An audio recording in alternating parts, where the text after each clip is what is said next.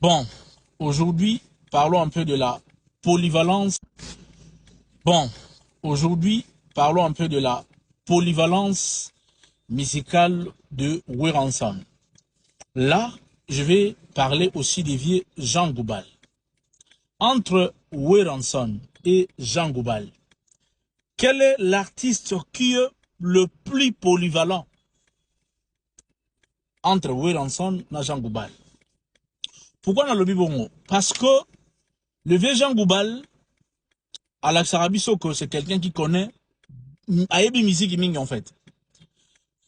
Na ba émission so ba tourner aussi Weranson, alingara Alex Alogola wera ayebi musique te, ba wera ba ayebi musique te. Même alobela même artiste Fally Poupa, la grande musique, petite musique. Mais lelo na analyse intelligente to lingito to yeba d'abord. En quoi Jean Goubal est plus polyvalent que Weranson?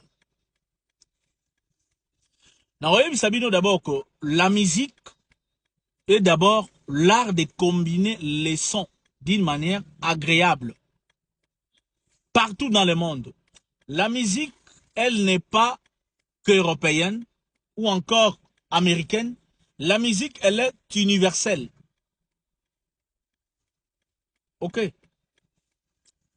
Alors, en prenant la musique comme un art universel qui permet aux gens de combiner les sons d'une manière agréable à l'oreille et pousser aux gens à danser, nous devons ici savoir que le vieux Jean Goubal ne connaît pas la musique et il n'est pas polyvalent que Weranson.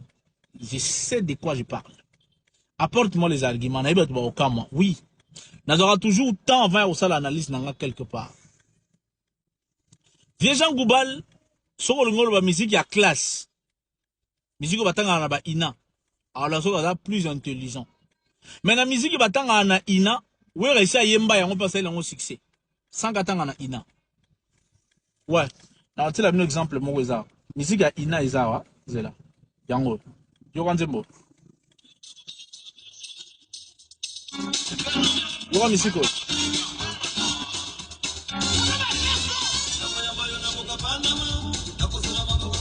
Musique, il y a ina, yango. Ok. Musique ya ina yango we resa yemba ngwa sala nango succès.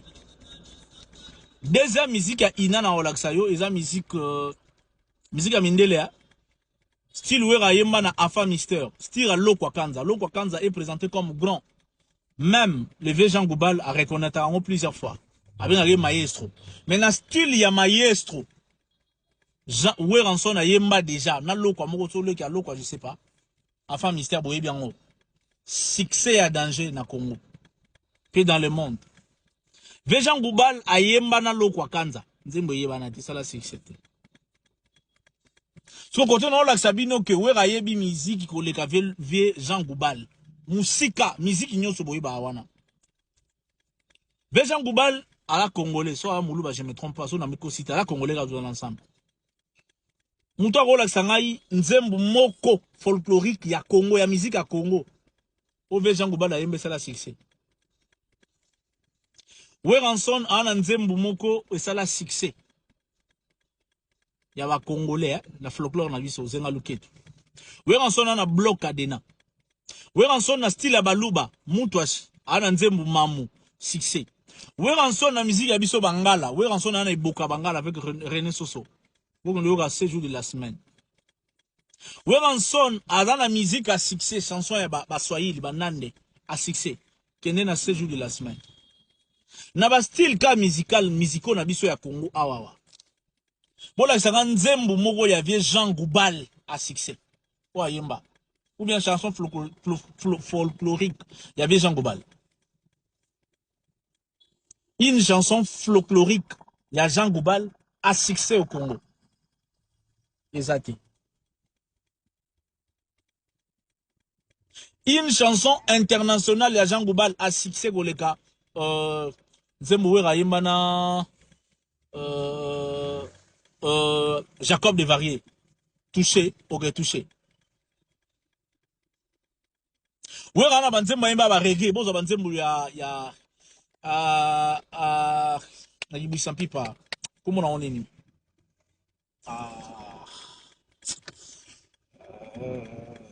Nzembo Obiangema. Weranson na yembana Youssoufa a rappé. Nzembo a succès. Weranson na yembina grand ou azoba trophée à Grammy Award.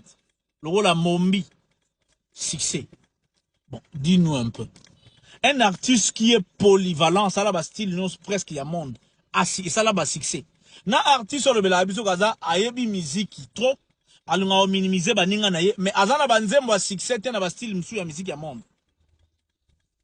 Nani a grand, nani ayebi musique. Est-ce que musique to conditionné en oga na wemba na ye kolisinga ise to conditionné ngobongo? To conditionné ngona? Non. Sokozi album 7 jours de la semaine.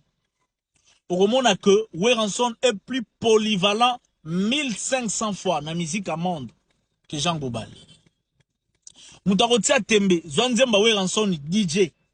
Pourquoi ça Jean Goubal a yemba? On vient d'absolu Jean Goubal. A yemba te. A yemba ngote. A yemba ngote.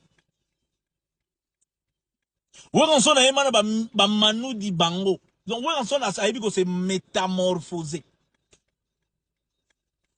Weranson a yembi na photocopie à l'eau quoi quand ça les succès. Mais Moutou a yembi musique qui vient d'absolu Jean Goubal a yembi na l'eau quoi quand nzembo yebanite. Qui est le plus grand?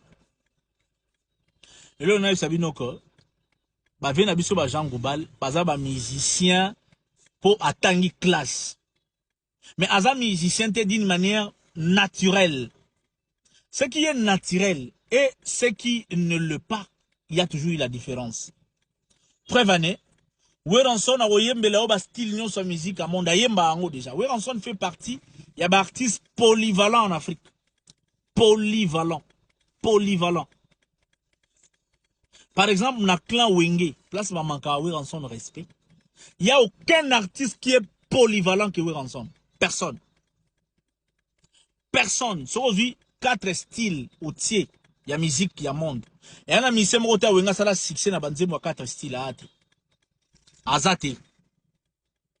Na ebisi azate. Nze muneti DJ mutana succès nzemba bon na style wana azate. Na folklore le rôle zenga luketu mutana succès na nzemba bon azate. Na banzembo le rôle bazouk touché. Mutana succès na nzemba zouk na clan wenge le rôle touché azate. Na autant le tilobi. Weranson, c'est l'artiste le plus polyvalent parmi les polyvalents congolais. Sur le temps, Weranson na top 5. Parmi ces belles dans grand chanteur pour Yemiga Arumba na biso ya mboka awa. Sur balo les gars ma musique ya bangala pa aoyeba ne oyemba te. Kana Congo aye ma musique ya bantando aoyeba ne oyemba te. Sur tia sala nzembo a rapper comme comédie bana miki. Oui, à affronter ba rappeur nini. Oui, vous imaginez. Oui, à affronter ba biso, ba toi sali rap français des alapenda. Oui, à affronter Youssoufa, le génie du rap français.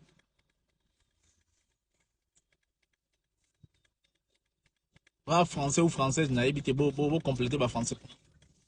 Donc, le lot n'a le belo au monde que Weranson est plus polyvalent que Jean Goubal. Weranson a ébi musique qui m'a cassé que Jean Goubal. Sori Tembe, la musique est l'art de combiner les sons d'une manière agréable à l'oreille. Elle est universelle. Elle n'est pas sectaire ou sectorielle, non. Venabiso Jean Goubal a composé les bisous génériques, a arrangé les bisous génériques, moko, à ça la moussa la succès. Ouais. En générique, d'Indombolo. Venabiso Jean Goubal a ça la musique, moko na moutou chier ça la succès. Pour agréable, ça donne le succès. Venabiso Jean Goubal a ça la nzembu moko na style ya baswahili, et ça la succès. Tant qu'à ça la moté, il n'est pas grand musicien. Non. On n'est pas grand par Maloba. Bazalaka grand par fait. Par des réalisations qu'on est grand. Tant qu'azana rumba succès, ananzembo yazuka succès, anandombola succès, il n'est pas grand. Il n'est pas grand. Le débat est ouvert. Nous dans l'argument Yaka. Wera est le plus polyvalent artiste